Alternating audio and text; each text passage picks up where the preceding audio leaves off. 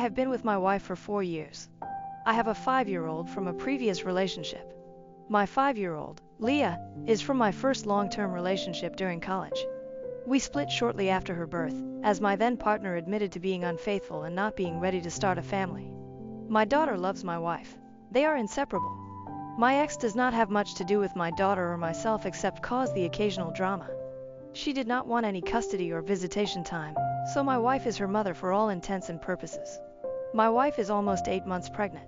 She has shut me out of the entire pregnancy but refuses to admit anything is wrong. I feel completely ignored and hurt. When we first learned she was pregnant, she told me while I was making breakfast. Of course I was elated. However, since it was an unplanned pregnancy, I asked how she was feeling at first. She began smiling and crying about how excited she was. I picked her up, gave her a million kisses, and told her I was so excited to have a baby too and what a wonderful mother she would be. All good, right? She went all out to announce it to everyone else. Balloons and boxes, t-shirts and best big sister mugs. I assumed the casual announcement with me was because she wanted my feelings on growing our family before celebrating. However, when her sister asked about how I liked my box, my wife quickly said, "He didn't get one, this isn't his first rodeo." It was like pulling teeth to get her to let me go to the ultrasound appointments. She didn't want me to miss work, didn't want to interrupt Leah's routine, excuse after excuse. When it came to listening to the heartbeat, my wife instantly started crying happy tears. The tech was telling her how strong the heartbeat was, how precious our little one was, etc. I was feeling a bit emotional and cleared my throat to prevent crying. The tech said, "Ah, Dad, isn't that sound beautiful?" My wife immediately said, "This isn't his first child. It's not that special for him." I immediately said, "This is one of the most important moments of my life. I can't think of anything more special." The atmosphere was clearly awkward after. Another thing that bothered me, I heard Leah and my wife's mom laughing in the living area. I was in the kitchen making dinner. When I walked in and asked what the fuss was about, Leah was touching my wife's stomach and was laughing with excitement that the baby was moving and it would be so cute. My wife let my daughter and Mill feel the baby move before me. I was hurt but simply said how happy I was. Later that night, my wife was poking her belly and laughing. I asked her to feel as well and she said, "You felt Leah move as a baby. What can be better than that? She was the cutest baby ever." She has felt pretty poorly throughout her pregnancy, but refuses to let me help her. If I bring her a snack and drink, she offers it to our daughter. If I try to rub her feet or legs, she asks me to play with our daughter so she doesn't feel like she is being replaced or ignored. I simply do not ignore my daughter. We have bonding time. I'm an active parent, but I want to love my wife. She can hardly eat, but when I asked her what I can prepare for her, it's whatever Leah wants. We went to the zoo with Leah, and my wife started feeling bad. She had cramps and was considering going to the hospital, severe nausea and dizziness. I carried her to a bench nearby and she began to cry, saying she can't even stand up. I told her, "Let me call an ambulance or I'll carry you to the car and drive you." She said she didn't want to ruin Leah's trip and we didn't even make it to the aviary, Leah's favorite part. I said I wasn't leaving when she asked me to continue to go through the zoo with Leah. We sat for a while until her dad showed up. She didn't even tell me he was coming, and he took her to the doctor. I was shocked and followed them with Leah. When we arrived, Leah was upset about missing the aviary and pouting. At that point, the health of my wife and unborn child were my concern. I really didn't care that Leah was upset. My wife was irate that I made Leah miss out. Another example, we were watching Leah play in a local kids sport. I asked her, "Do you think our kid will be athletic, artistic, enjoy science or math?" She said, "This is Leah's moment. We shouldn't make it about someone who isn't even here." Leah was on the field. We were sitting in the stands. We had both waved to her, held up a sign for her, everything. I just wanted to talk about our baby. When her bump was really showing, she would always show it off to anyone who wanted to look. Her family, friends, siblings, etc. "Do you want to see my bump? I'm huge, so excited. I can't believe it's only X more weeks." They all touch her bump, talk to it, etc. Her parents come and read or tell back in the day stories. They go to the beach? 1,000 bump pictures posted on her friends' social media accounts, so ready to be an honorary auntie. Her sister wife puts the B in bump and beautiful. If we go out together, she wears the loosest clothes so I don't see it. I'll even see her pull her shirt down when she sees me come into the room. She sat on me the other day after being playful in bed. Her bump was right in my face. I ran my hands up it and said, "You are the most beautiful woman I've ever seen. You already are a great mom to Leah." I can't wait to see you as our family grows. This was one of the first times I was really able to feel her bump, so I rested my hand there and said, I love you so much already. I'm so excited to meet you. I hope you have your mom's eyes. She moved off of me and said, I know ex-partner had a bigger bump than me. I bet it was fun seeing Leah move all the time. You don't have to act like you care. I know you've done this before. I said I don't think about it that way. Leah is special, but this is a completely new and different special because it was with her and our baby was someone completely new and special. She began to leave the room and I could see her shoulders shake from crying. I am 100% positive she is not cheating, nor has she ever. I just can't wrap my head around why she doesn't want me to be happy about this. The rest of the time is completely normal as long as I don't mention the baby. She is affectionate, initiates intimacy, brags about what a good husband I am and how great I've made this pregnancy. We plan for our future, have date nights, everything else. Unfortunately, we had a fight where I snapped. I had a break between clients at work, so I went to a local baby store and got a lot of things she had planned for the baby and nursery on her Pinterest board. I came home and surprised her with flowers, a prenatal massage certificate, and her favorite food, as well as the baby items. She seemed very grateful, but when I came home, editor's note, OOP meant when he got home after going back to work again, the items were no longer there. She said she returned it to buy Leah stuff, as she was going to feel left out. I lost it. I cried for the first time in our marriage and yelled that having a child with her was the worst mistake I've ever made, that at least my deadbeat ex at least gave me the chance to know my unborn child. That I didn't care about the baby because she wouldn't even let me bond with it. I do care, have since she told me. That I hope she was as miserable as she made me and that she'd better be prepared for a custody dispute. She is a SAHM for Leah. She simply said, I know you don't care about the baby, but I'll die before you take my baby from me. What? I have begged her to let me interact with her, our baby. I asked her if her therapist had any insight on why she was being like this. She said no, that she isn't doing anything. I told her what I said above and she said I had those experiences already, so it shouldn't matter. I asked her if the baby was mine. I know it is. I was just being mean. She threw her phone at me and said, yes, go through it. I'll do a paternity test, whatever you need. I just called her parents and asked them to go to our house as we were having a disagreement and went to a hotel. I do not want to stress her or our unborn child, and I really want to repair this, but I truly don't know how. I'm staying at an Airbnb for now until we can figure this out, but I truly don't know what to do. I miss her like crazy, and I can't even begin to understand why she wants to behave this way. I have apologized for what I said, but I can't take back what I said, and I worry about when our baby will be born if she will even want to be a family with me, or let me have anything to do with our baby. I spoke with a mutual friend who says she is very distraught and says she can't be a single mom, loves me, but her actions prove the opposite time and time again even when I beg for change. Relevant comments. Why did you say those things? OP, downvoted. I said those things because I wanted to hurt her like she has been hurting me. It's as simple as that. I regret it. I have apologized. She has told me time and time again you shouldn't care, and I told her whatever I thought I could to hurt her. It was childish and immature of me, and it was a knee-jerk reaction. I hadn't planned on saying any of that. Commenter. Yeah, I can understand why you're angry. Has she explained why she has been saying those things? Resentment is a weird thing. She may not have even realized she had that until she became pregnant, but I do think that if that was something she'd been feeling, that it's something she should have spoken to either you or your therapist about. OP, nothing. I've begged her to talk to me about it. I've told her we can go to counseling together, and guess what her response was? She cried and asked if I was unhappy in our marriage. I said no. I want to be more involved with you in this pregnancy. You've left me in the dark. I asked if she was unhappy. Did she want a divorce? Decide she doesn't want this baby? More tears. Seemed genuinely hurt. I would even think that. Makes no sense in my mind. Apparently I should just stand on the sidelines. Commenter. Is it possible she's resentful of your 5-year-old? What's your relationship with Leah's mother like? OP. I truly don't think she is resentful. She adores my 5-year-old and I think she is probably the preferred parent. She takes her to the park, museums, mommy and me painting. Shows up to school events, muffins with mom, etc. without fail. Takes care of her when she's sick, plans our vacations out around my 5-year-old's interests.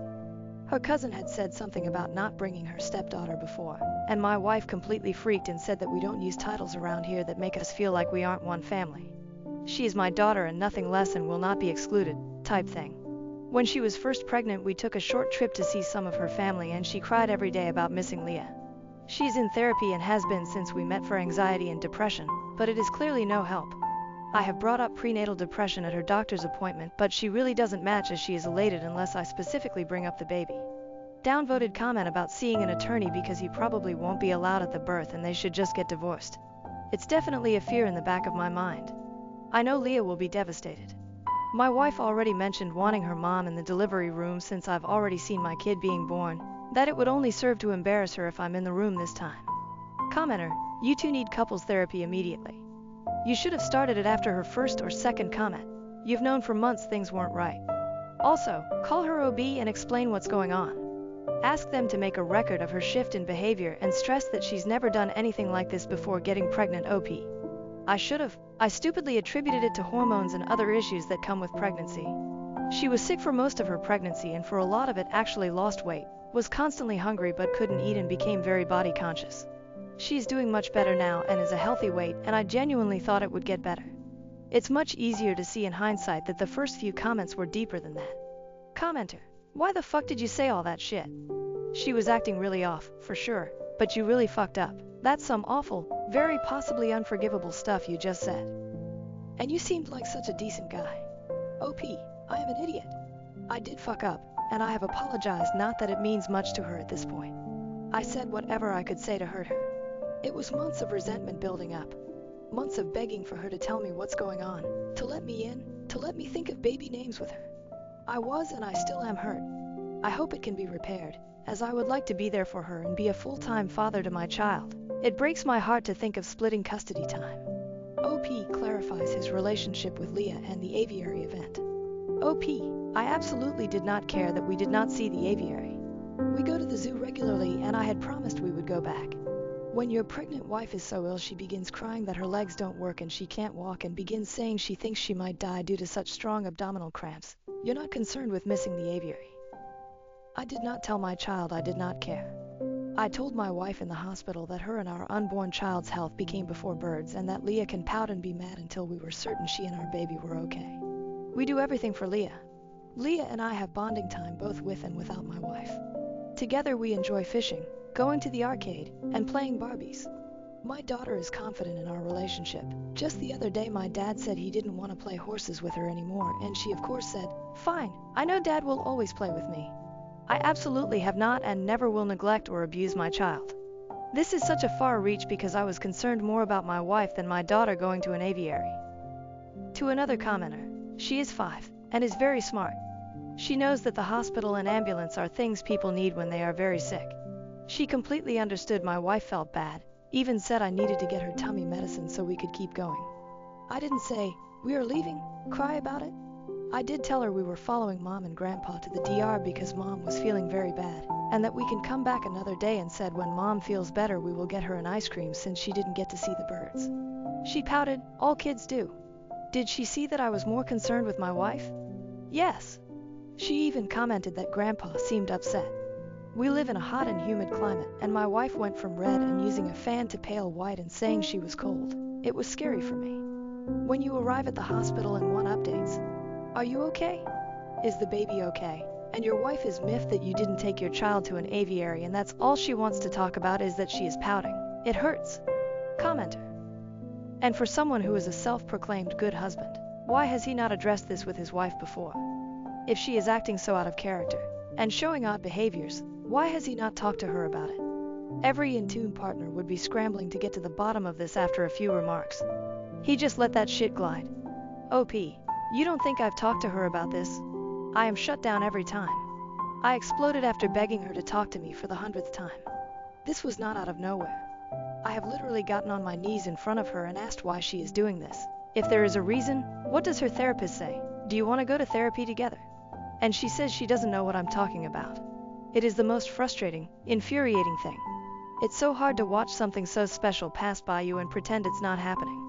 I regret what I said and don't expect sympathy. But my explosion was not from lack of trying update. It's been about a month since I posted. This is a bit long because so many kind Redditors reached out and gave me advice and shared their experiences and asked for an update.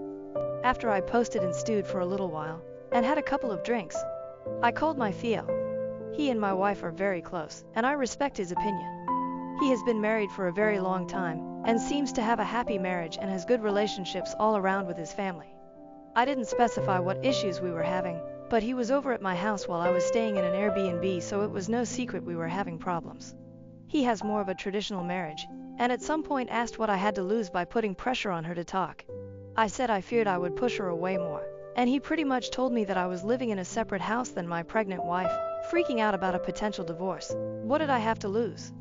He advised me to be a man, and come back to my house and lay it on the line.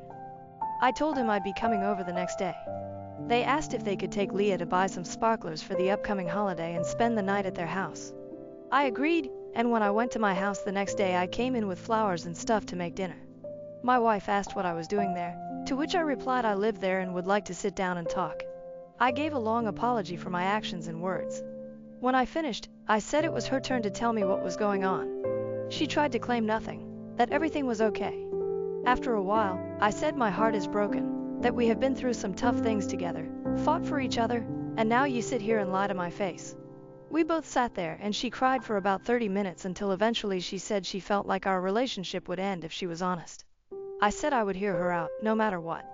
She admitted it was hard that this would be her first kid and not mine. She didn't think it would bother her, and it didn't until she was pregnant, and that she laid in bed at night thinking if my ex would have wanted to raise Leah we would still be a family together and she wouldn't matter. She expressed that seeing me emotional about our baby, or wanting to touch her bump, or treat her made her think of me and my ex and how I had already did all of the things she was excited to do with me. Near the beginning of her pregnancy, she had told a close friend that she couldn't wait to have a baby with her soulmate, and her friend replied that she didn't think soulmates had other children or baby mamas, that it was two people meant only for each other. She was very upset and asked if I thought we were soulmates like she did. She described herself and our unborn child as my sloppy seconds family, that no one grew up dreaming of having kids by multiple different people, that she was just the substitute when the family I wanted didn't work out. She also shared she had found some old images of my ex on social media and could not stop comparing her pregnant body. She feared the baby wouldn't be an equal to Leah in my eyes. It worried her when I would ask what she thought the baby would be like, that what if the baby was disabled, or didn't like to do the things we enjoyed as a family, or the baby and Elle didn't like each other. She said at one point she found herself wishing I had never had Leah, so she wouldn't have to worry as much, and that is when she knew she had to really put in the extra effort to maintain a relationship with Leah.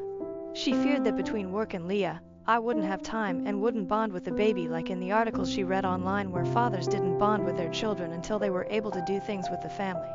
When I did try and bond with the baby, she worried the baby wouldn't live up to Leah.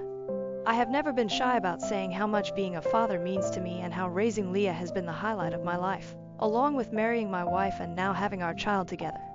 She said it was initially what made her confident in marrying me and excited to have a big family with me, but now constantly wondered if her pregnancy and this baby would be a highlight or a burden for me, because the stress is the same but the newness wasn't. And then what if a newborn and then toddler wouldn't be as interesting to me as Leah, who is capable of doing activities? She showed me a million articles of different men explaining they didn't bond with their children until 4+ years old. She also showed me videos where people say things they did with their first kid, and then get more relaxed as they have more children. She said it freaked her out because it was clear people stopped caring the more children they had. She said that there were times she felt she was ruining our family and coming between me and Leah. For example, at the zoo she said she cried on the way to the hospital. She was afraid Leah would hate her and resent the baby for cutting our zoo time short, and that I would be upset that I was spending my time off work at the hospital instead of doing the activities we planned with Leah. While I work, Leah and my wife spend a lot of time out of the house, library, local parks, etc. One of their favorite activities is biking together, and we bike together on weekends as well. We have lots of local trails, but due to her pregnancy she has not been able to. We've been doing more indoor activities. My wife said that when I'm at work, Leah kept saying she hated her because she didn't get to go on her new bike as often anymore. I said I would discuss it with her, because that is unacceptable. My wife asked me not to since there would be so many changes soon for Leah, and it hurt her because she missed biking together as well. A couple of months ago, my wife asked me and Leah if we wanted to read stories together. Leah chose the first story I read and my wife chose the second, her favorite childhood story, for me to read to the baby and Leah, since it helps promote brain activity and help with bonding. After that, I read another book of Leah's choosing.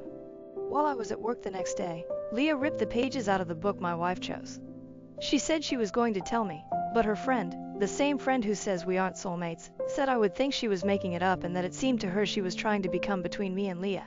I asked her why she didn't tell me any of this, and she explained that she didn't feel comfortable telling me because her thoughts didn't even make sense to her. She wanted me to spend time with Leah so she didn't feel left out or jealous, and when I did she felt upset I wasn't spending more time with her. She loves Leah but wishes we had our first kid together. She wants me around but also feels upset and guilty when I give her/our unborn baby attention. She said she feared that I would think she was trying to come between me and Leah, when she wasn't. By the time I realized something was truly wrong and started to ask what was wrong, if she needed therapy, etc., she said she realized she was acting poorly, but didn't want to admit to herself that she missed out on a lot with me and doubled down as it was hard to face that she made her fears reality by pushing me away and not letting me care. And that she couldn't start over, that her first pregnancy was a somewhat bad experience because of her own actions. At this point, I realized how terrible I'd been. I apologized for making her feel like she couldn't come to me about anything.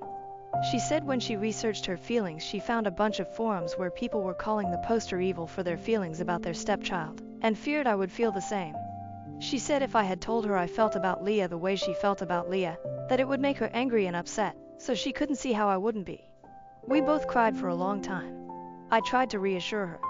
I told her how much I loved her, how excited I was, that she was the family of my choosing and my soulmate, that the universe knew that Leah and I needed her, which is why circumstances allowed us to be a family. She apologized for the way she treated me, and said she wanted to make it right. She said she had wanted to apologize when I was beginning to have my meltdown, but was surprised when I yelled, and realized she might have messed up beyond repair to get that reaction from me. We continued to cry for a long time, and she asked if I wanted to feel the baby. Of course I said yes, and we cried even more. It turned out to be a great evening. I made us dinner and we laughed about how I was so stressed I went to Reddit for advice. She wanted to read the post and cried again when she did. I reassured her we could move past this, and she said she felt less horrible as she read some of the comments from women in her shoes. It was a bit awkward the first week, after so many months of tension. I knew things were turning around when she woke me up by whispering baby wants blueberry pancakes that Saturday. I don't think I've ever prepared pancakes so fast, I couldn't keep the smile off my face. We ended up going to a pool party a few days later, and she let me choose her swimsuit, a big deal for someone who only wore baggy clothes around me. We took family pictures, and the universe is clearly on my side because on the way home she asked me to feel her belly and our baby was hiccuping, something I had never felt before, and it was the first we could share together. She has even let me help her when she is sick without making an excuse about Leah. I've learned that when she comes and puts her back to me and lifts her arm, that is my cue to lift her belly up. I now spend a lot of time rubbing and talking to her belly, and rubbing her feet, legs, back, shoulders, hips, haha, she is sore everywhere at this point. The first 500 times it made me cry. It has been such a relief to be involved. I never thought being tasked with acquiring the most random food items at 2 a.m. would be a great time for me, but it is. It still sucks that I missed out on a lot. I think it sucks for her too. She gets emotional and says a weight has been lifted off of her and things are so much easier, and she is upset that she didn't talk to me sooner. I have been working to fix some of my wife's guilt. I realized there were a lot of simple fixes. For example, I was able to go to my local bike shop and get a pull behind the trailer. Now, I pull her in that and she can use a small fan and ice packs, and Leah can ride her bike. I have taken off work so I can spend more time with them both. We are all in therapy, and thankfully Leah's therapist is continuing to say she is securely attached to both of us, enjoys the time we spend together, is coping very well. Some of her behavior was due to another situation, which we have resolved, and she is excited to be a big sister. My wife was terrified that maybe she could sense her attitude shift, but her therapist says that she only has one complaint about my wife, that she forgot her candy one time and then it took 32 whole minutes for the store to deliver it. My wife is in therapy working to overcome the negative feelings she has. That is pretty much where we are now. We are getting very close to baby time and working hard to finish preparing. My wife still needs reassurance. There are a lot of times she brings up my ex, and I found bringing up our first helps. For example, she will ask about certain things and how it was for me. I'll say I don't want to talk about that, and steer the conversation to us. Do you remember our first house? First vacation? First kiss? Date? Remember that time, blah blah. It made me fall more in love with you. Do you remember when you and Leah made me blah? That is still one of my prized possessions. It upsets me that my wife suffered for so long. I believe saying it out loud took a lot of power away from her feelings. I think most people know how badly it feels when you have thoughts that don't feel like your own when you're going through a mentally taxing time. I really should have stood up for our relationship and her mental health way sooner. I accepted her brushing me off for far too long when I should have realized she needed help. I appreciate everyone who reached out or offered advice. I posted this in detail with my wife's permission. She hopes that it helps someone out there struggling with the same feelings she felt. TLDR. My wife was facing insecurity and some mental health issues and did not feel she could reach out to me as they involved my bio daughter. Thankfully, Elle received great advice from my FIL and you all, and we spoke about it and worked it out. After some awkward times, things are somewhat back to normal and I'm able to be involved in my wife's pregnancy. Everyone, including Leah, is doing well and excited for the baby to arrive. Relevant comment. Commenter. I wonder, how is your wife moving forward regarding her friend? It seems she didn't even consider having these insecurities before she had a snake in her ear. OP, we have disinvited this friend from our home. It's hard to cut her out as she is part of my wife's larger friend group. My wife was unsure as this friend has gone through some hard things lately. However, recently my wife hosted a girls' night and her friends were arriving as I was leaving. I told her she looked beautiful and wished them a good time. When I arrived back, my wife told me this friend said in front of the whole group that I may be saying kind things to her now, but after some changes after birth I won't describe here. I will be after her. My wife said that was an unkind and untrue thing to say, and she said it was a joke. I made it very clear to my wife that I did not want her around, as we are in an emotionally vulnerable time and this person clearly does not wish us well, and she agreed. Our autistic son committed suicide, and the other children blamed us. We don't know what to do. This is an Am I the Asshole post as well as an asking for advice. Sorry for the long text, but please read the whole thing as there are many important details in it that I couldn't fit into the TLDR.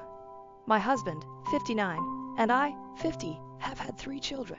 James, 27, Kate, 23, and Stephen, 20. When he was 6, Stephen got diagnosed with autism and we did everything to accommodate him and get help. He kept saying that he doesn't want any help and wants to be treated like a normal person. We always tried to reassure him that he needs it to achieve the same results as other kids and he should accept himself and be proud and not listen to society or other people. By the way, everyone was always super accepting and did their best to accommodate. But Stephen wouldn't listen and said that he's as competent as other people, and was it before he got diagnosed and we started treating him like a subhuman too. Whenever someone would try to help him, he immediately started to explain that he doesn't want or need any help and came up with excuses. As he grew older, Stephen distanced himself from other people because he didn't want anyone to know him as an autistic person. He even asked us to let him change schools and not tell anyone at the new school about his condition, which we of course didn't allow. By the time he was in his early teens, he fell into a really bad depression and became suicidal but refused to take medication or go to therapy to treat it because at that point he wouldn't accept any help from anyone at all, even if it wasn't for his autism. Stephen claimed that the cause of his depression was the special treatment everyone gave him and he just wanted to live as a normal person. He tried to make a compromise that if we let him go to a different school where no one knows about his autism and stop treating him differently, he will get treatment for his depression. By then James, Kate and a few of Stephen's teachers were encouraging us to let him do it, but we still said no. When Stephen was 15, he attempted to kill himself by hanging. At 18, he finished school, got accepted into his dream university, moved out and cut off contact with my husband and me. He still kept talking to his siblings. He left us an angry goodbye letter in which he claimed that we ruined 12 years of his life, that we are the reason why he's still depressed and suicidal, and that he hates us with a passion. He said that now he finally won't be known as a crazy, stupid, and awkward person who needs help for everything, and can lead a normal life. We tried to call him and send him letters and emails, but he didn't answer. Recently we visited him at his university, but he wouldn't talk to us and eventually threatened to get a restraining order, after which we immediately left. We haven't heard much about him since then, but from what his siblings told us, he was doing better now, although he still suffered from depression. Anyway, today he committed suicide. From what we know, he overdosed on medication. Kate, who told us the sad news, says that we shouldn't have given Stephen any special treatment, or at least stopped when he told us to, and that by treating him differently we basically drove him into suicide. She said that we've failed as parents and she will consider cutting contact with us too because she doesn't want people like us as parents. James agreed with her and said that we should at least acknowledge our mistake. Kate packed her stuff and left shortly after. She originally planned to stay for New Year's too, saying that if we want to keep a relationship with her, we should admit what we did wrong and learn from it. We, however, think that it's the fault of society with its standards and expectations, and Stephen's own fault because he wouldn't accept any help. We're absolutely devastated. Is Steven's suicide really our fault, and what can we do to save what's left of our family? TLDR, our son was diagnosed with autism as a child. We got all the help we could, but he didn't want it. In his teens, he became depressed and suicidal. He cut contact with us when he moved out. Today we found out he killed himself, and our children say that it's our fault. Our daughter threatens to cut contact as well. Are we really to blame for his death, and what should we do? Tomorrow would have been the 21st birthday of our son who took his life almost a year ago. Posted November 28, 2022. Tomorrow would have been the 21st birthday of our son who took his life almost a year ago. My husband and I, 60M and 51F, have had 3 children. Stephen, 20M, Kate, 24F, and James, 27M. At the age of 6, Stephen got diagnosed with autism, and we did everything we could to get help and accommodations. Everyone was super accepting and did their best to accommodate, and we always told him to be proud and not care about social norms. But Stephen still refused to accept any help and demanded that we stop treating him like a subhuman. No matter how many times we told our son that he needs help to get on the same level as other children, he wouldn't accept it. As he was approaching his teens, he gradually isolated himself from the world. He had no friends, no hobbies, and avoided spending time with us, although he didn't mind spending it with his siblings. He avoided other kids at school, and as soon as he got home, he would lock himself up in his room, and only went out when absolutely necessary. When he was 10, he also began to refuse to celebrate his birthday because it reminded him that yet another year has gone by and everything is still just as bad. He ended up getting depression and suicidal thoughts and blamed it on the special treatment we gave him. We tried to get Stephen therapy and antidepressants, but he refused because at that point he wasn't accepting any help at all, even for things that had nothing to do with his autism. When he was 15, he tried to kill himself by hanging, but luckily, he survived. Stephen tried to make a deal that if we let him go to a different school where no one knew that he is autistic, he would accept treatment for his depression, and even a few of his teachers as well as his siblings told us to let him do that. But we didn't allow that because we didn't think that he would get through school without help. Right after graduating school, he was 18 at the time, our son got accepted into his dream university, the University of Oxford, and moved out.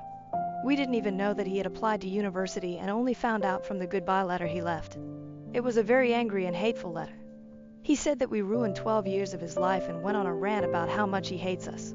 He cut off all contact to us, but kept talking to James and Kate, and blocked us everywhere. We tried to contact Stephen from other numbers, emails, and sent him letters, but he never answered. According to our other children, he was studying chemistry and biology. He always expressed an interest in those and science in general growing up, and in his last years with us also said that he wanted to get a PhD and become either a pharmacologist or an organic chemist, although we thought that would be too hard for him, and had even made some friends. My husband and I visited him at university at the beginning of last November, but he wouldn't talk to us and even said that he will get a restraining order against us if we don't leave him alone. About a month after that, he attempted suicide again, this time by overdosing on medication, and unfortunately, he succeeded. Kate blamed us for his death, saying that he repeatedly told us how much he didn't want to be treated differently, but we never listened. She has since also cut off contact because she couldn't and didn't want to forgive us for killing her brother. Our other son has also been visiting and talking to us much less since then. In just a couple of months, we have lost pretty much all of our children. We tried to distract ourselves, but with Stephen's birthday coming up, we can only think of him and our other children, even if they have abandoned us and he didn't like to celebrate his birthday. How do we get our daughter to talk to us again? Posted December 12, 2022.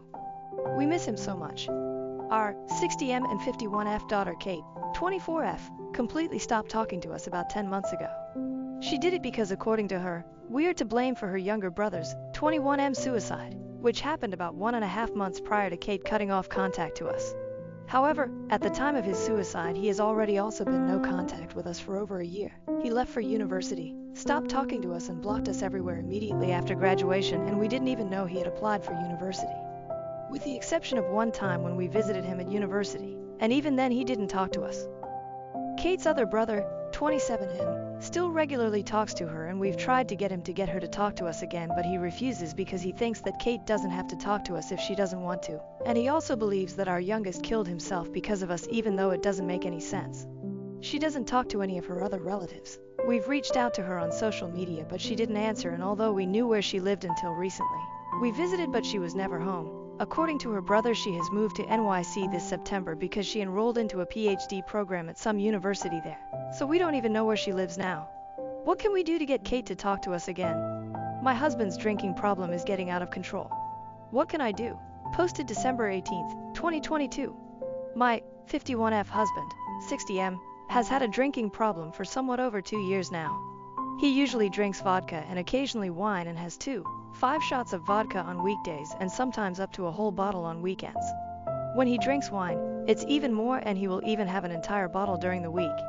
When he's drunk, he is extremely angry, and although he doesn't get physically aggressive, he screams and yells a lot, and I basically don't get any real time with him, with the exception of the occasional few hours on a weekend, because he gets drunk as soon as he gets home on workdays and often starts drinking by around noon on weekends as well. His drinking problem comes in waves. With my help, he has managed to get it under control multiple times, and although he would still drink almost every day, it was usually nowhere near enough to get him drunk, but it always gets worse again. He only began intensively drinking about 2 years ago when our youngest applied to university without us knowing and then cut us off when he went off to said university. My husband felt very angry and betrayed, and he still is, and that's when he resorted to alcohol. Before that, he would only drink on special occasions like holidays, parties and date nights, and even then he almost never had enough to get drunk. I feel like I've lost him since his drinking problem began, at least during the waves when it's really bad, because he's drunk most of the time and then all he does is just scream around. What can we do to end his drinking problem? My stepsister stole my fiance and taunted me with postcards. Now they're broke and begging for a job at our family business. I, 28F, was engaged to my college boyfriend about 4 years ago. We had been together throughout college and got engaged at 23. A week before our wedding, he ran off with my stepsister. My ex-fiance Greg, 28M, and my stepsister Melissa, 28F, eloped just before our big day, leaving only a letter behind. In the letter, Greg admitted to starting an affair with Melissa a few months after our engagement. He said he realized he couldn't marry me because it would be unfair to all of us, as he and Melissa were the ones truly in love. He believed the universe used me to bring him to his true love, and marrying me would deny us all a happy future. And that was it. They left, and I didn't see them again until recently. Greg's parents were so embarrassed by his actions that they covered all the wedding costs, so I didn't have to pay anything. That was the last time I interacted with his family. My own family was beyond embarrassed. They were furious. My father even considered hiring a private detective to track them down and bring them back for answers. Just to let you know, my father is actually my stepdad, but he has been my father ever since I was very young, and I have always called him dad because he is the only father I've ever known. My biological dad left shortly after I was born, and my mom never saw him again since he gave up his parental rights, and they were never married. My mom married my dad when I was 8. Melissa and I went to the same school, which is how our parents met. For some reason, Melissa took a dislike to me and treated me terribly for years. She was a true bully, constantly picking on me at school with her friends. The torment didn't stop at home. She would find ways to make me feel bad there too. Despite my complaints, our parents' attempts to discipline her weren't effective, and she wasn't afraid of them, so she continued her bullying. My school years were a nightmare because of her and her friends. Much like my dad was absent, Melissa's mom wasn't around either, as she had passed away a few years after Melissa was born. Her mother died in the middle of the night from an epileptic episode, so whenever my mom tried to discipline her, Melissa would retort that she had no right because she wasn't her real mom. My father attempted to stop her bullying, but it was futile as she was fearless. They tried everything from scolding to gentle talks, but nothing curbed her behavior. Occasionally, they threatened to send her away, but she would boldly challenge them, knowing they were empty threats. In middle school, she was already troublesome, but by high school, her behavior worsened significantly. She picked up bad habits, becoming almost a juvenile delinquent. She started smoking and sneaking out to drink with her equally problematic friends. The turning point came when she was arrested with her friends one night for breaking into a house while drunk. This incident finally pushed our parents to take action. After weeks of pleading and protesting, they managed to send her to a rehabilitation center for troubled teens. Though she was unhappy, my father was adamant, insisting that if she wanted to stay with us and be part of the family, she had to improve. He couldn't allow her behavior to continue and disrupt everyone else, as she was becoming a menace to society. Melissa left during our sophomore year and didn't return until after we had graduated. She enrolled in a school near the rehab center and stayed with her aunt. I didn't see her during those years because I had no interest in how my biggest bully was doing. My parents visited her every weekend and always asked if I wanted to join, but I always said no. Her friends ignored me after she left, which greatly improved my high school experience as I no longer had anyone constantly bullying me. Melissa continued her education in rehab, and when she returned, the first thing she did was apologize for everything she had put me through. She seemed much calmer, and I thought she had genuinely changed, so I forgave her. We were both heading off to college in a few months anyway, so it didn't seem to matter much. Once college started, we both moved out and only came back home for the holidays. During those times, she was much nicer to me, not in the sense of being friendly, but she simply ignored me instead of constantly picking on me as she used to. I had no reason to suspect anything even after getting engaged. They both acted as if nothing was happening. I never thought Greg might have feelings for Melissa. It never crossed my mind because Greg convincingly acted like he was in love with me, all while cheating on me with Melissa. She also pretended to be my friend, so I didn't find out the truth until it was too late and they had already left. My parents wanted to track them down and bring them back, but I convinced them to let it go because I just wanted to forget everything. It was already devastating that Greg and Melissa made a fool of me by running off a week before my wedding. I couldn't handle any more drama. I was deeply depressed and emotionally drained. For weeks, I buried myself in work and sleep to avoid confronting my heartbreak. My heart was shattered and I felt numb, but worse was yet to come. A couple of weeks after the day that should have been my wedding, I received a postcard from Melissa. She was in California and included a bunch of photos of her and Greg looking incredibly happy. It was clear she was rubbing it in my face. She mentioned being sorry about the surprise before my wedding, but it was obvious she wasn't truly sorry. She just wanted to hurt me. That's when I realized she had never forgiven me for what happened years ago and blamed me for being sent away. She never wanted to be my friend. She used me to get to Greg. I had trusted her and ended up being a stepping stone in her malicious plan. I have to admit, for days after receiving that postcard, I couldn't sleep because I was losing my mind over it. It was a traumatic experience, and I needed months of therapy to heal and address my trust issues. The postcard wasn't a one-time thing. She sent me pictures of her and Greg for months. It only stopped after about a year because I never responded or engaged with her drama. Our parents were furious and cut all ties with her after the first postcard. They never reached out to her again, which was a significant loss for Melissa because she was poised to inherit her dad's business. She was a business major, partly because she wanted to join our father's company. However, after her betrayal, our father severed all ties with her and offered me the opportunity to work with him instead, feeling he needed to make amends in a significant way. Unlike her, I had a degree in history, which had nothing to do with business. Therefore, I needed to learn the ropes from scratch. My father assured me this wasn't an issue and was eager to teach me everything he knew so I could eventually take over the business. I agreed and started working under him to learn how to run the business, allowing him to retire and hand over the reins to me. After a few years of hard work, I was promoted last year, and my father retired. It was a fantastic feeling, having started from the bottom and learned everything I needed to know. Now, the business runs smoothly under my management, and my parents can enjoy their time together without worrying about it, thanks to my efforts. For a long time, I immersed myself in my work, which helped me move on from Greg. The combination of work and therapy allowed me to heal, and I no longer think about Greg or what he did. I never expected to hear from them again, let alone have them ask for my help. It would take a lot of nerve and a serious lack of common sense to ask for my help after betraying me, humiliating me and flaunting it. Yet Melissa and Greg must indeed lack sense, because that's exactly what they did a few days ago. It was the weekend, and around lunchtime, my doorbell rang frantically. Thinking it was the pizza I ordered, I didn't think much of it. To my shock, when I opened the door, instead of the delivery guy, there stood Melissa, looking extremely worried. Speechless, I waited for her to speak. It was clear she was there to ask for help. She looked destitute and her appearance betrayed her situation. Melissa, always impeccably dressed, now wore old faded clothes that looked long out of date. Her jeans were too short, and she appeared malnourished. I had already decided that whatever she asked, my answer would be no. She explained that she and Greg had been struggling ever since he lost his job a few months ago. Instead of job hunting, he had taken to drinking.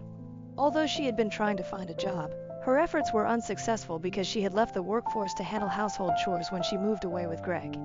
This gap in her resume made her a less attractive candidate for the job she applied for. She had heard from relatives that our father had retired and handed the business over to me, so she came to ask if I would hire Greg. Melissa admitted she hadn't approached our parents yet and came straight to me because she believed I had a kind heart and felt immense guilt over her past betrayal, confident I wouldn't turn her away. Now that she needed my help, Her entitlement was so absurd that I laughed in her face and told her to apply elsewhere because I don't hire cheaters. Then I shut the door on her and walked back to the living room, ready to call the cops if she didn't leave soon. Fortunately, she left that day, but she hasn't stopped bothering me. After her visit, I called our parents to tell them about it. They said they'd heard from neighbors that Melissa was back in town without Greg but hadn't mentioned it. In our small town, news travels fast, so we quickly found out that Melissa had been in town for about a week, staying with an old high school friend. It was likely this friend who told her where I lived and that I had inherited the business she thought should have been hers. She was now really playing that card. A few days after visiting me, she went to our parents to complain about how heartless I was. She expected them to side with her, thinking she had the upper hand by playing the victim, but she was wrong. My father told her that the business was mine to run and I could make my own decisions. He wasn't going to interfere. My mother reminded her that she had betrayed me by running away with my fiancé after pretending to be my friend for years, so she deserved whatever was happening to her. Melissa had lost the right to ask any of us for help, especially after sending me postcards to torment me.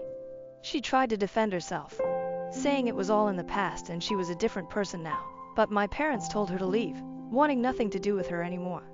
She threw a tantrum, accusing them of always favoring me and treating me like the golden child while ignoring her.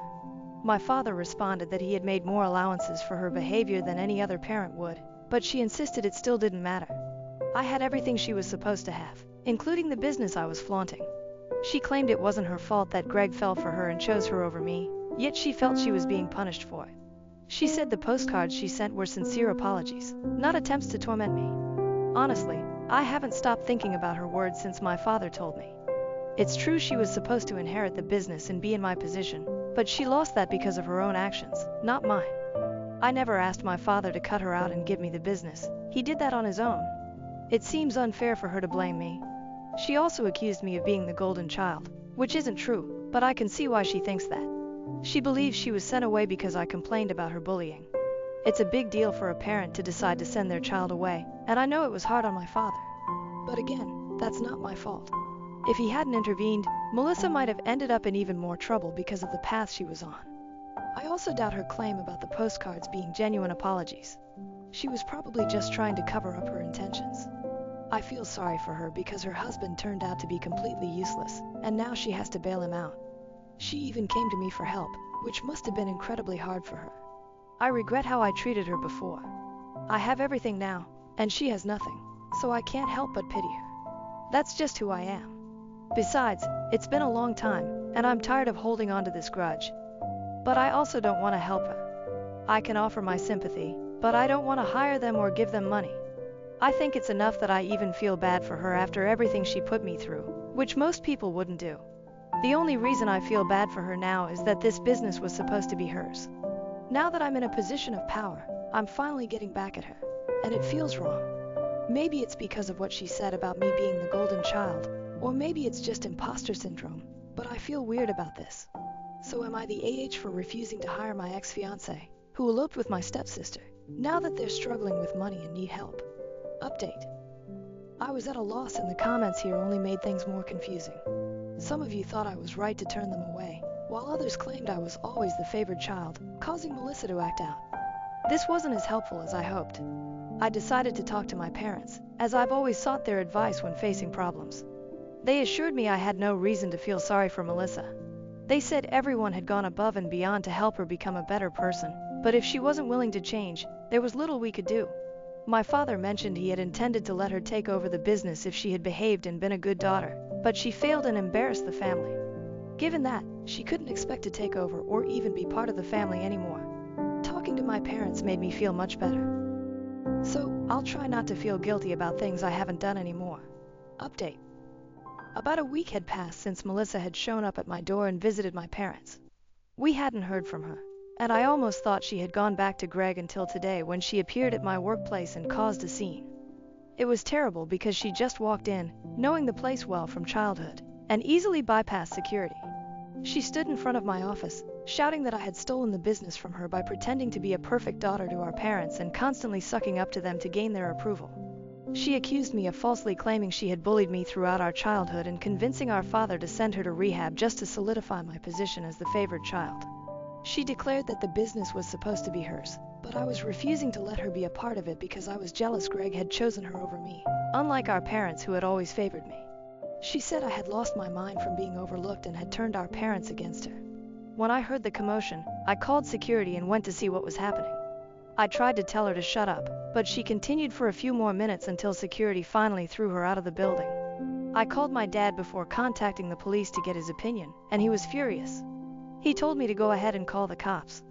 Luckily, when the police arrived, she was still lurking nearby, likely waiting for me to leave so she could confront me again or maybe even physically attack me. The police took her away and charged her with trespassing and disturbing the peace. They are minor charges, and she might get off with a fine or community service at worst, but it will go on her record, which is never good. I informed my dad about the charges and arrest, expecting him to be upset, but he just seemed exasperated and said he was tired of dealing with her craziness. I feel bad for him because it must be hard having a daughter like Melissa and being blamed for everything that goes wrong in her life, even though it's usually her own fault. Honestly, we have all been really patient. Update. So I think Melissa has gone back to California because we haven't heard from her in a few days, which is unusual since we expected her to lash out after her arrest. My dad asked around and found out that some people saw her heading towards the airport recently, so it seems she's left. Honestly, it's a huge relief that she's gone because I was really worried she might do something drastic to get our attention, which is never good. I have no idea what she plans to do about the situation with Greg now, as it seems unlikely she'll get help from anyone after this. I just hope she finds something to do and gets out of this mess, not out of kindness or compassion, but because if she doesn't, she'll just come back here with Greg and bother us again, and I don't want that. So I genuinely hope and pray that either she or Greg finds a job and can support themselves. For now at least, I won't have to hear from her for a couple of weeks, and I believe this nightmare is finally over. I found out I was pregnant with my 4th child not long after divorcing my husband. I'm conflicted about whether I should keep this baby. This is long. I'm sorry, I've sort of written a novel here. I wanted to post this in a relationship advice group, but the subject matter isn't allowed. My ex-husband and I were married for 10 years, although the last 2 were spent in variations of separation. We've been divorced for roughly a year. We have 3 kids, 10, 8, 5. I'm pregnant with our 4th baby. I don't know if we'll actually be parents to 4 kids or not. I'm so conflicted. We are so conflicted. There was no abuse or cheating in our marriage, although he did sleep with somebody else during our separation. There are a variety of other reasons why we ultimately got divorced. After the initial feelings of failure and heartache, and there was an immense amount of heartache on my end despite being the one who filed for divorce, we were able to get along pretty well. It becomes platonic so quickly, and it's like when we removed the romantic and married relationship from the equation, things got so much better. We split time with our kids 50-50ths. That's really hard for me because being a mom is such a huge part of my identity that I still sometimes struggle to know what to do with myself during his time with the kids. Ultimately, I'm happy that he's a loving, involved father, and I'm glad that they do spend half their time with him, even if I still sometimes cry over not being with them all the time. We still do things together as a family sometimes. We sit together at our kids' activities, things like that. He has a girlfriend now. She seems nice. He met her not long after our divorce was finalized. It hurt. I cried way too much over it. He waited over 6 months to introduce her to our kids, which I was thankful for. My kids like her. Our youngest child was unexpectedly admitted to the hospital not long ago. He had surgery. In the grand scheme of things, it was a pretty minor surgery and he's absolutely fine now, but this is my baby and he had to spend multiple nights in the hospital, so this was a big deal for me. My ex-husband was there the entire time, being a great dad, being a supportive partner to me as I worried over every little thing. We spent all those nights in the hospital together and I remembered why I married him. He was always able to be the strong, level-headed rock for me. He was this safe person who I knew would take care of everything and protect me. When we were in the hospital, he told me that I'm the most important woman in his life. When our son was discharged, my ex-husband came back to my house. My baby was home safe. Our other 2 children were excited to be home after staying with my husband's sister for several nights. We were all together at home like a family again.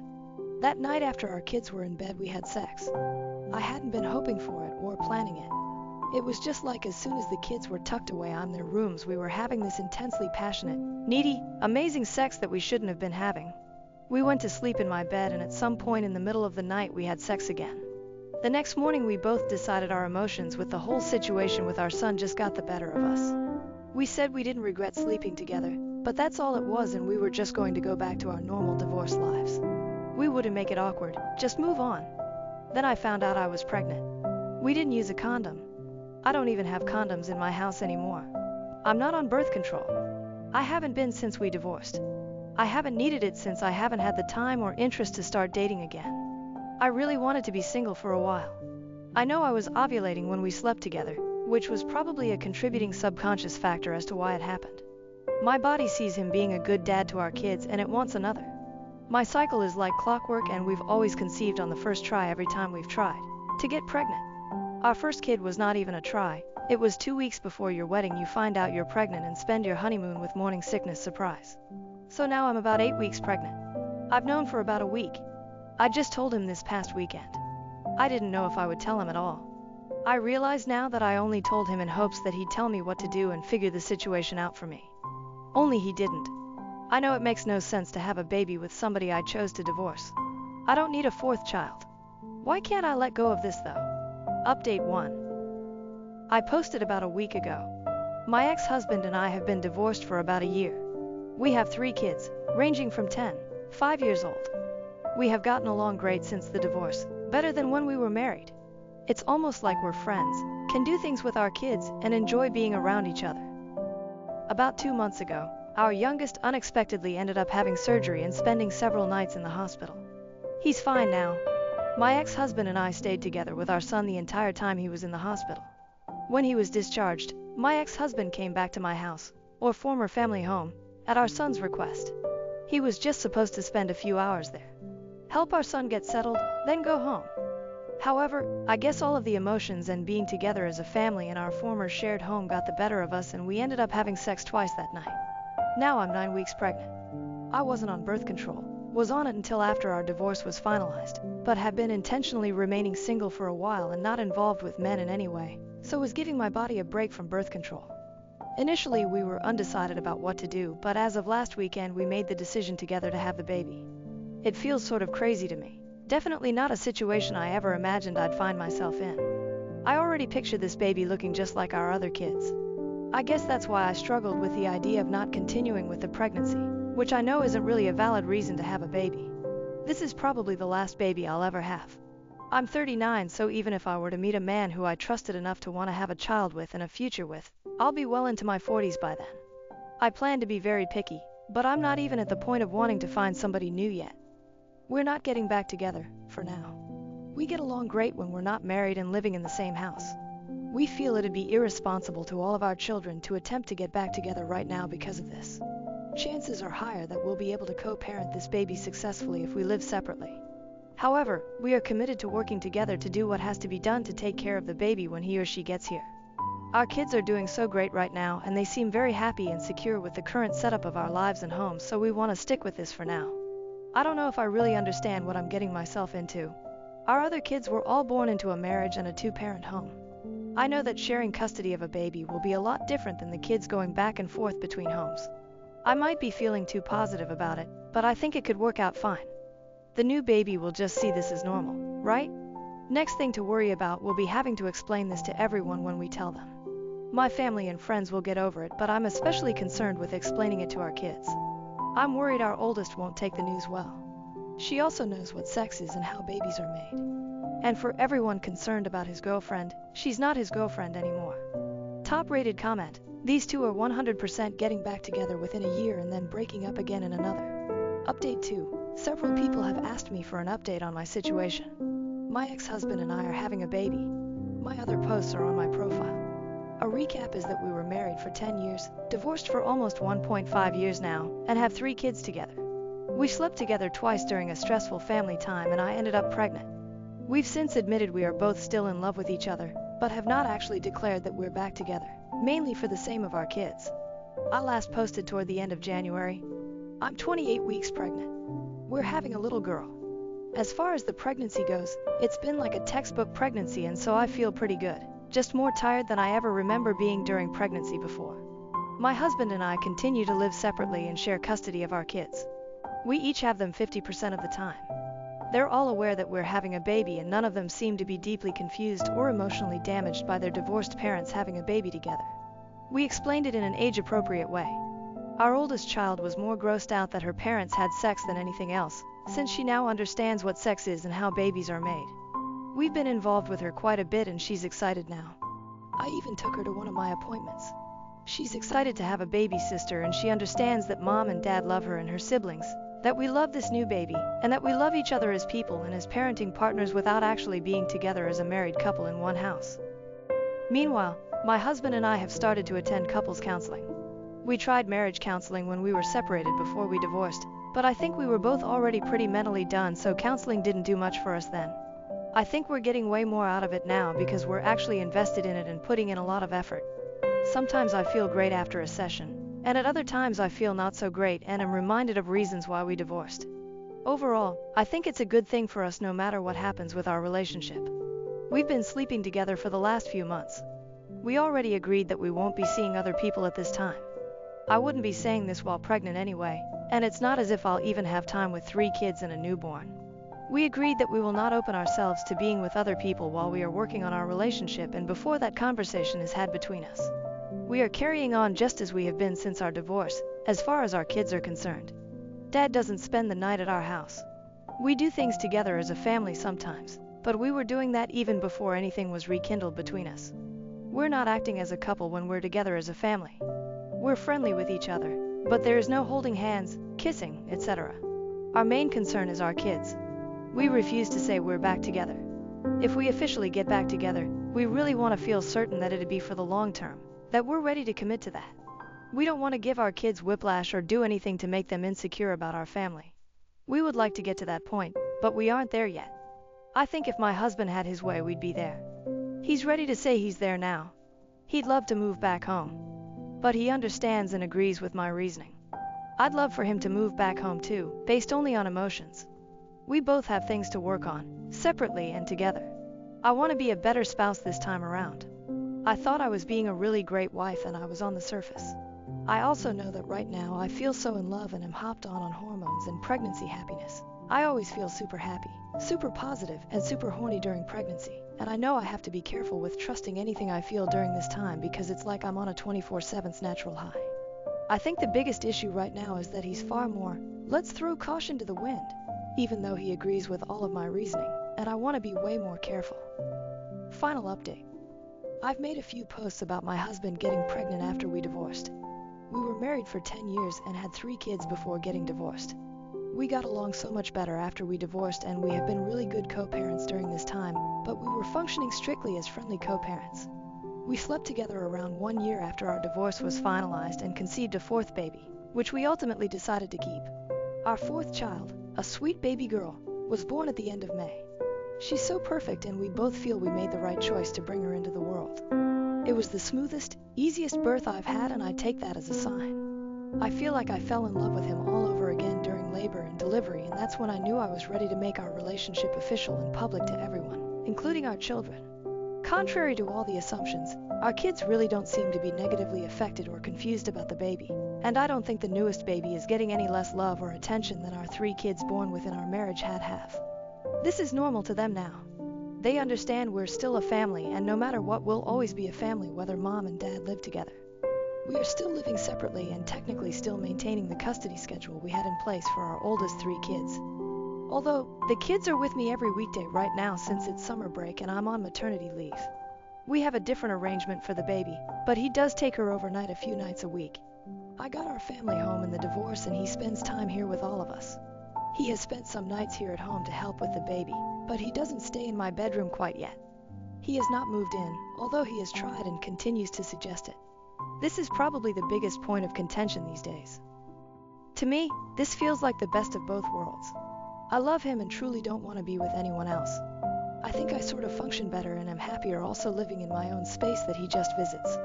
I know it's not the norm and some might say this means I don't really love him as much as I think.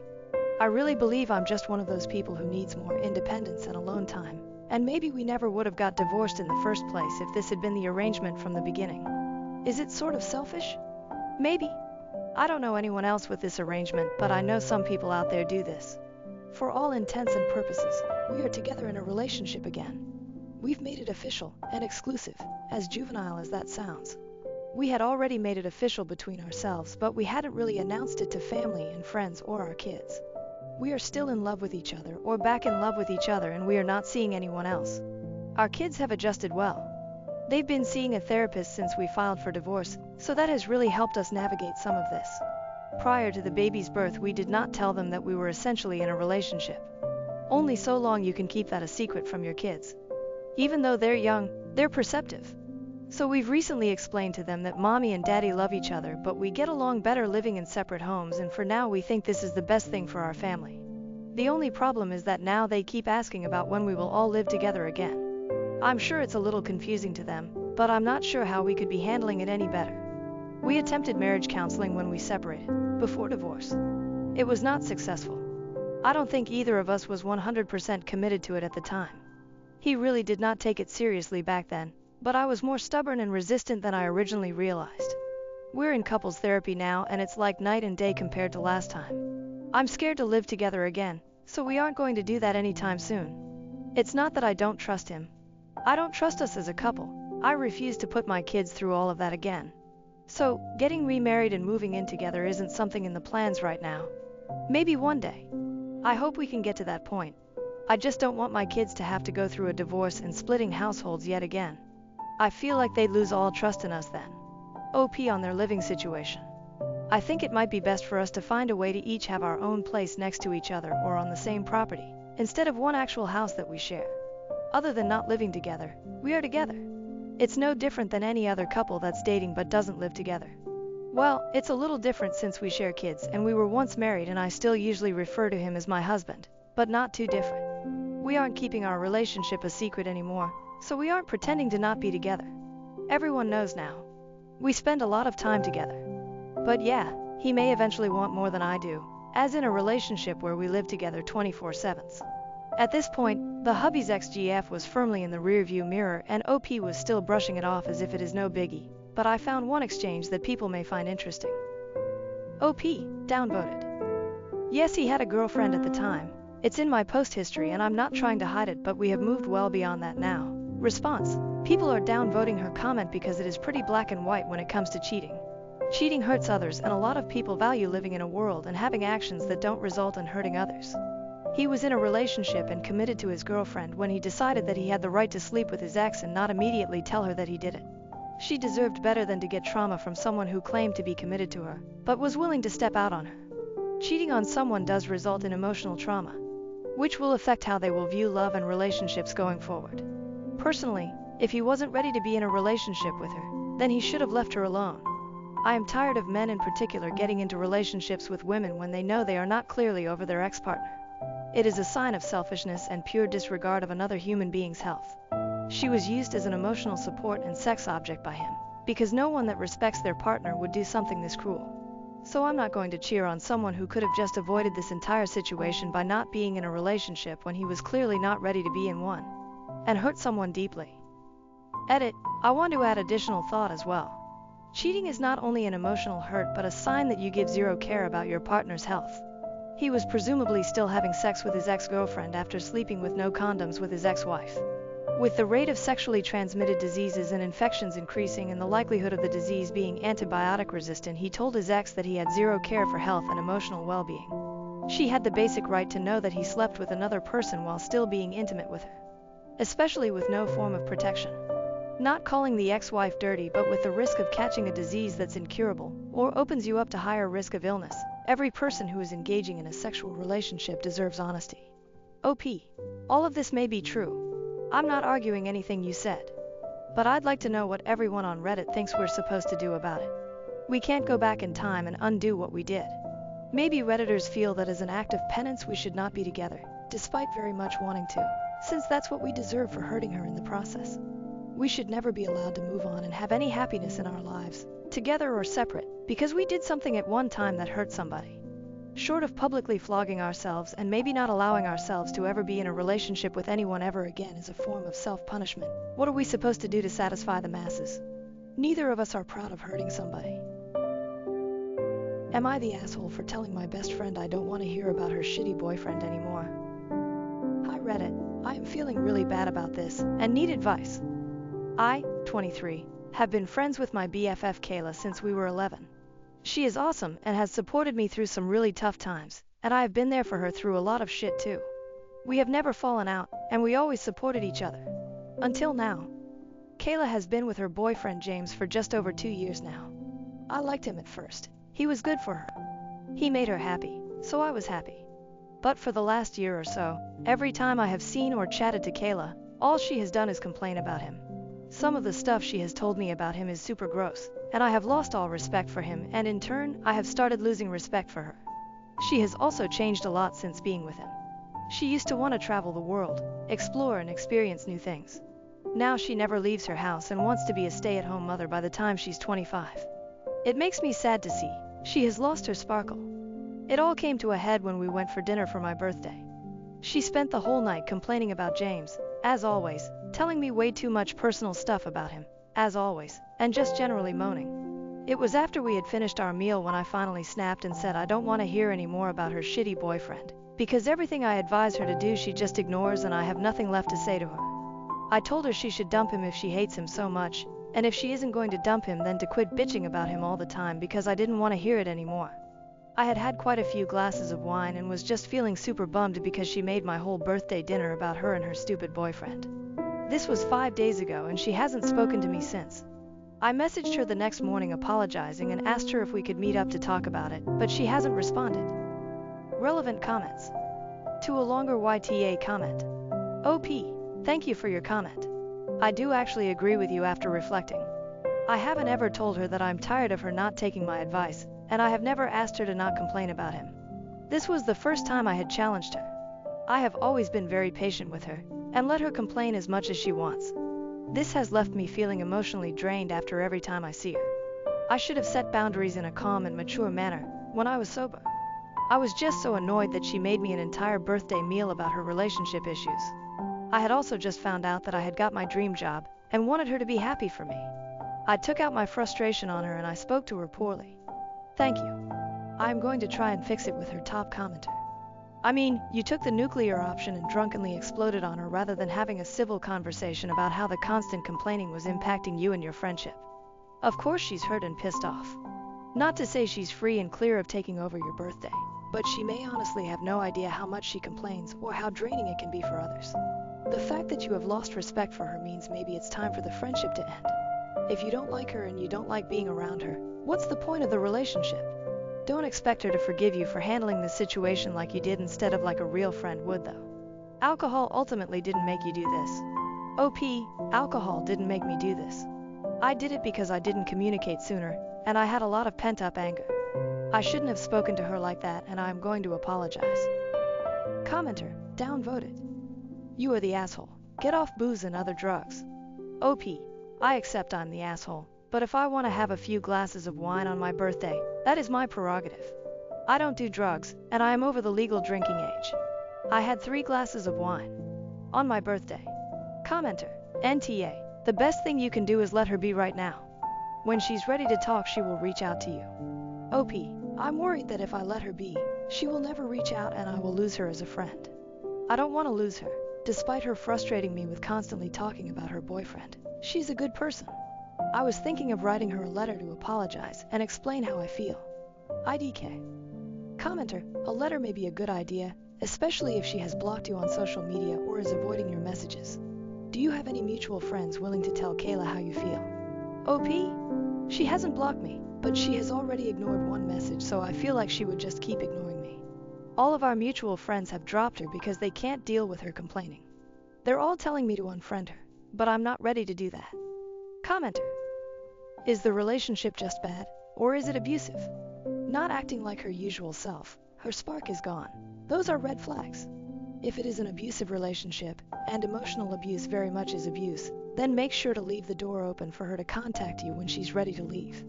Abusers isolate and control their victims, and cutting off friends and family is part of the goal. If the support system is gone, it's harder to leave. So tell her that you will always be there for her if she decides to leave him. That does not mean you have to keep listening to her.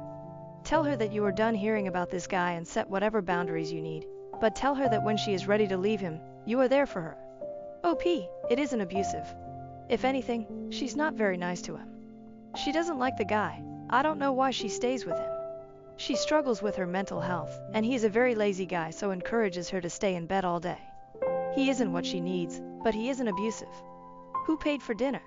OP, I paid. It did need to be said, but not in the way it was. I want to apologize for the way I say it, not for how I feel. Commenter. So let me get this straight. Your best friend of 12 years goes to your birthday dinner empty-handed and you pay for it. She spends the whole night making it about herself and her stupid BF, and it got you to the point of yelling at her, rightfully so, and now she's giving you the cold shoulder. This girl is not your friend, she's a user. This is not a friendship worth having. IDC what financial situation is, if it's your BFF birthday, you make it work. It's not about money, it's about effort. If she truly couldn't afford to go out, then she could have made you dinner and a birthday cake and bought a $2 bottle of wine. OP, yeah, I guess that's true. I told her not to get me anything because she's broke. I wasn't expecting anything, but I was expecting her to at least ask me how I am, instead of just talking about her boyfriend. IDK Update 1. Edit. Thank you all for your comments. I can see you're all very divided about if I'm the asshole or not, and I get why. I have accepted that I am the asshole for going nuclear when drunk, and I know I should have spoken to her in a mature and calm manner way earlier than I did. She shouldn't have ruined my birthday dinner, but she is struggling. She didn't deserve to be spoken to like that. I have decided to write her a letter apologizing for the way I spoke to her. I am going to write, very nicely, that I still stand by what I said and that I love her, but hearing her complain repeatedly about the same issue without taking advice is very draining. I'm going to tell her I want to still be friends and that I don't want this to ruin our friendship. I will also recommend she goes back to therapy. She had a therapist in high school but ghosted her. If she then reads my letter and decides to end the friendship, then that is up to her. I will be sad, but everything happens for a reason. Right. Update 2. Firstly, thank you so much for everyone who commented and messaged me. Nice or not, it was great to get everyone's opinion. So I wrote Kayla a letter, like I said I was going to in my edit. It felt very formal and weird to do, but for some reason doing it over text felt wrong. I wanted her to know I'm sincere. I said that I love her, and I value our friendship extensively, and apologized for the way I spoke to her. I said alcohol wasn't to blame. I was. I spoke to her like an asshole and she didn't deserve it. I wrote that I have felt frustrated about the situation for a long time now, because it upset me seeing her so frustrated and upset all the time with the person who is supposed to cherish and respect her the most. I told her that I wholeheartedly believe that she should end the relationship. I said I knew this wasn't my place to say, and that she didn't need to take my advice, and that I would support her in whatever decision she made. But if she decided to stay with him, I need her to stop complaining to me about James and their relationship, because it was too draining for me to hear it.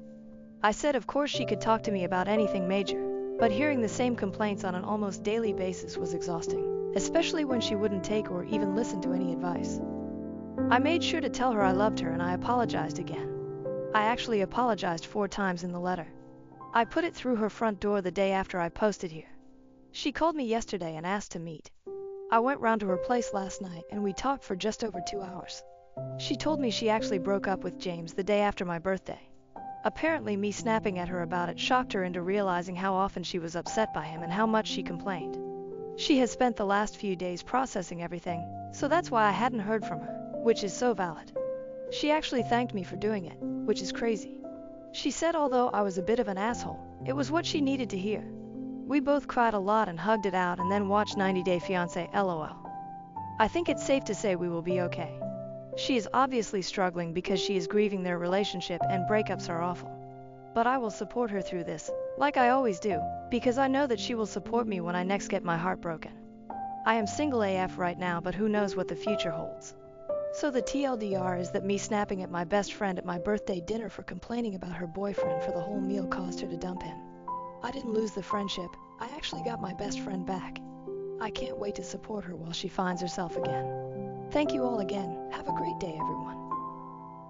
My husband abandoned us to see the Grateful Dead's final show, leaving me and the kids broke. I've decided to plan our divorce. Am I the asshole? My husband is a deadhead. His entire identity is built around this band, and he's seen them in their various incarnations over 50 times. Normally I don't mind, but 2 years ago I was in an accident that left me unable to work.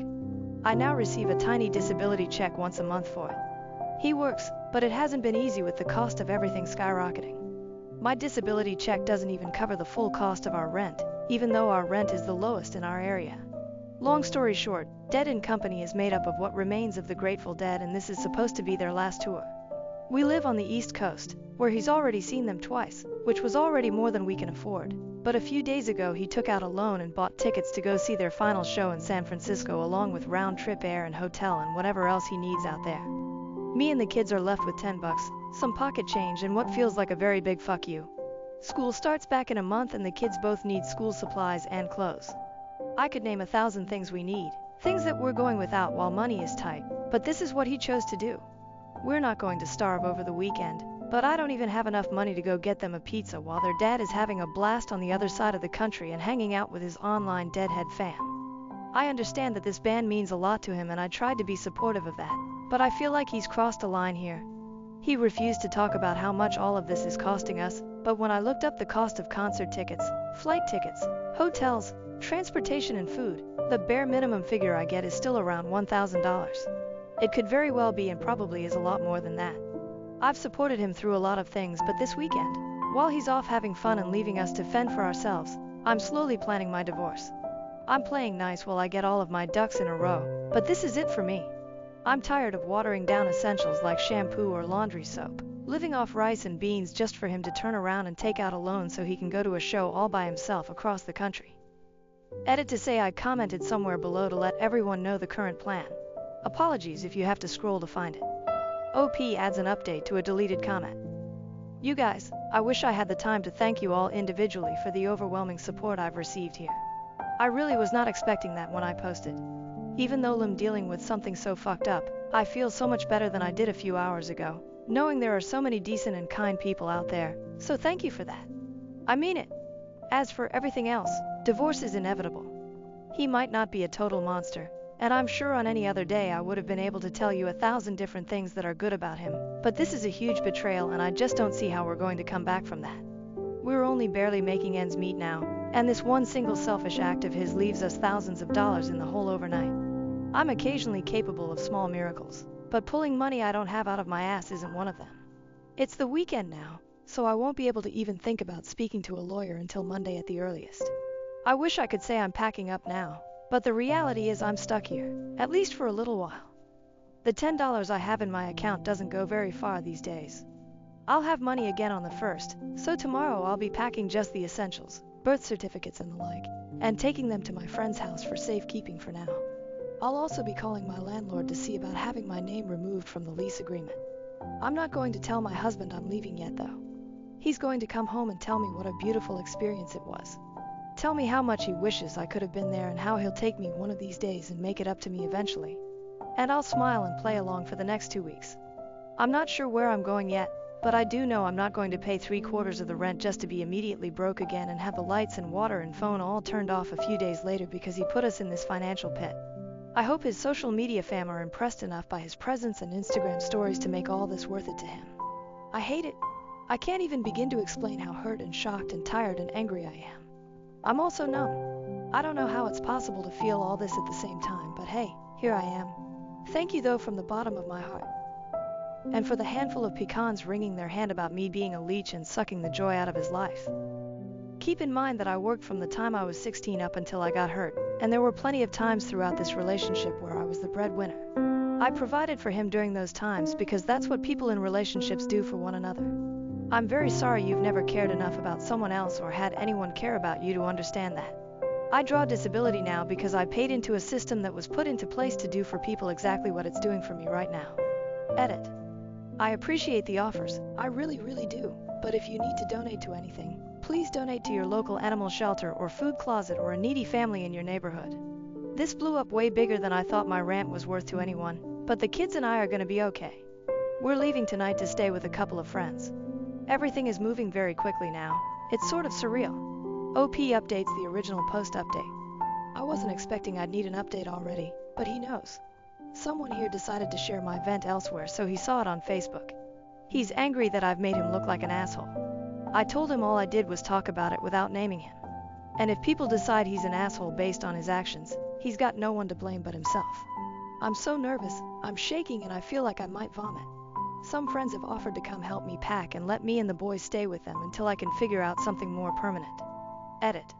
Also, please don't try to send me, or anyone pretending to be me, pretending to collect on my behalf, anything. We're in good hands right now and we're not going to go without. I figured, since this whole thing blew up today, I might as well tell all of my friends what's going on and they've really pulled up for us, so we're definitely going to be okay. Relevant comments. Comment 1. Divorce him. He has made it clear he doesn't care about you or your kids. Anyone that's selfish needs to be held accountable, and the only way to do that is by leaving him. OP, I'm finally realizing this. He's always been a bit selfish, but usually it's smaller things like buying one of his fam birthday rounds with our last $5. We were already struggling because his last 2 East Coast shows really set us back hard. He missed work for both those shows, but we could have skimmed because he used his PTO for those shows. But not only did he take out a loan for San Fran, he has no PTO left and he's missing 3 days of work, which means his next paycheck is going to be super slim, and we'll have a new loan payment to make. I'm expecting this to set us back at least 2 or 3 months, but probably more. The kids go back to school in a month. The youngest had a massive growth spurt and literally none of his clothes fit. He's got a single pair of jeans, 2 pairs of shorts, and I think 5 t-shirts that he can still wear. I have no idea how I'm going to do this, but I'm tired of making all these sacrifices just so he can go do whatever he feels like. Comment 2. That is shockingly bad. He doesn't care if you and his own children are low on food and necessities. If he's gotten this low, who knows what he will do in the future, and you said he's always been selfish. This goes beyond selfishness, and I agree with all the other comments about divorce. There's no going back from this. At least that's my opinion. I wouldn't be able to ever see him the same again, and I'd be absolutely heartbroken. I'm sorry he did this. Don't let anyone downplay his actions. OP, I keep going back and forth between heartache and rage. We've been together for almost 20 years and I cannot believe he would stoop so low to just leave us like that. Life feels so unreal right now. I have a doc appointment this week that I'm gonna have to call and cancel first thing Monday morning because I don't have the money for it anymore. This is so fucked. It's 8 in the morning and I didn't sleep at all last night worrying about this stuff. I can't wrap my head around it. Update. I was injured in a work-related accident that has severely affected my mobility, and this process has been ridiculously slow, in part because my lawyer told me we needed to know how well I might expect to recover and a slew of other things, and those things require time and doctors. I've been basically guaranteed a fairly large settlement. The problem is I'm planning on filing for divorce tomorrow. I had a fairly solid career before my accident while my husband sort of skipped from job to job. I was fine with that at the time, but I'm on disability now and my husband has made a series of increasingly awful financial decisions that, well, let's just say they're bad and I can't stay married to him anymore. Are either of us entitled to alimony? Will he be entitled to any of this settlement when it comes through? If I collect child support from him, is that going to have any bearing on my other case? I'm calling my attorney and maybe a divorce attorney tomorrow if my current attorney can't do it. Hopefully he can recommend someone, but I don't know how long it'll take to set up a meeting, and I guess I just wanted to ask here first so I'll have some kind of heads up. Married almost 20 years in South Carolina, if that matters. My accident was about 2 years ago. He's never acted as my caretaker or anything because I stayed at my mother's home with our children where she did most of the caretaking when I actually required it. Relevant comments. Comment 1. He shouldn't be, but this is something you should talk to your divorce lawyer about. They'll have far more information and the steps you will need to take to protect yourself and your kids. This is a little above Reddit's pay grade. OP. I'm planning on doing that ASAP. I'm just very nervous and freaking out a little because of course everything blew up over the weekend when all of the offices are closed. 9 a.m. can't get here fast enough. Thank you though. Comment 2. Congrats on moving on. It's never easy. I think that the settlement payment should be separate property if received after the legal separation. Filing date. When you file, you list community assets, debts, and in separate property/debts, which include things you had before the marriage and had after the separation. I would think that since you don't have a judgment or payment yet, you should be entitled to that as separate property. OP, thank you. It's been nerve-wracking and kind of scary. When you file, you list community assets, debts, and separate property/debts, which include things you had before the marriage and had after the separation. This part scares me. A few days ago, I found out he'd taken out a loan for personal reasons. I have no idea where or how much it was for. All I know is I didn't get a dime of it. I tried to guesstimate how much he got based on his plans, but I've been told by others that number is likely way off. I'm worried that he's done this before, because while he makes decent money, we've been so broken barely scraping by. After bills and stuff, he should have at least $500 left over every month, more if he's had any raises since starting. but we can't even afford the basics anymore. So if it turns out he's been getting credit cards or other loans and owes a ton of money without my knowledge, am I on the hook for that? Even if I didn't benefit from it in any way? Comment 3. Unfortunately, most likely the answer is yes. Sign up for a credit monitoring service and run a credit report. Better yet, sign up for 2 accounts, one in his name. You'll be able to see what loans and credit cards are taken out and account payment history and balances. And importantly, lock your credit so he can't take out more cards or loans. You'll have to lock in with all 3 credit score companies. Do this now.